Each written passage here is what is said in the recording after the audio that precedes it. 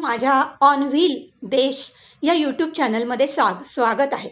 आज आपण जाणार आहोत रामेश्वर धामला। पण हे धाम तामिळनाडूमधलं नाही, राजस्थानमधले आहे। तर कसं आहे रामेश्वर धाम? डोंगराच्या गुहेत असलेल्या रामेश्वर मंदिरात जाण्यासाठी पायऱ्या लागतात। तिथे जाताना आधी मठ लागतो। तिथे अखंड रामधून चालू असते। वर जाऊन महादेवांचं दर्शन घेऊन झाल्यावर बाजूलाच दगडाच्या आत हात घालून बघितलं तर गायीची आचळं लागतात।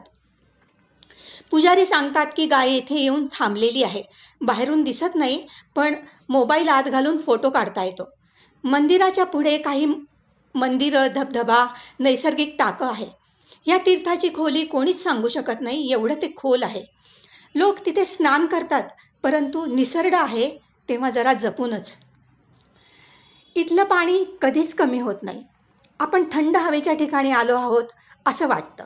पावसाळ्यात किंवा नंतर लगेचच गेलात तर सुंदर हिरवागार निसर्ग, डोंगर पाहायला मिळतील आणि दुधात साखर पडल्यासारखं वाटेल।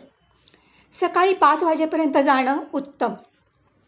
राजस्थानमधल्या बुंदी ह्या ऐतिहासिक गावापासून 15 किलोमीटर अंतरावर हे धाम आहे। बुंदी येथे अनेक विदेशी लोक आपल्याला जाता येता भेटतात। गरम गरम जिलबी, पोहे, मोठा ग्लास भरून चहा इथे मिळतो। महालातली खोलीही बुक करून राहता येतं। बुंदी गाव अतिशय सुंदर आहे। बुंदीहून अकोदा ह्या गावाच्या पुढे रामेश्वर महादेव दरवाजा लागतो। तिथून 1.5-2 किलोमीटर आत गेल्यावर दुकानं लागतात। तिथूनच रामेश्वर धामच्या पायऱ्या सुरू होतात। माकडं खूपच आहेत, तेव्हा जरा जपून।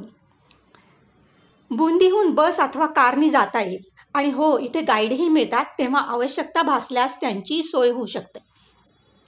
लोक अतिशय मनमिळावू व मदत करणारे आहेत। तेव्हा कसा वाटला तुम्हाला माझा व्हिडिओ? आवडला असेल तर लाईक करा आणि शेअर करा। बाय।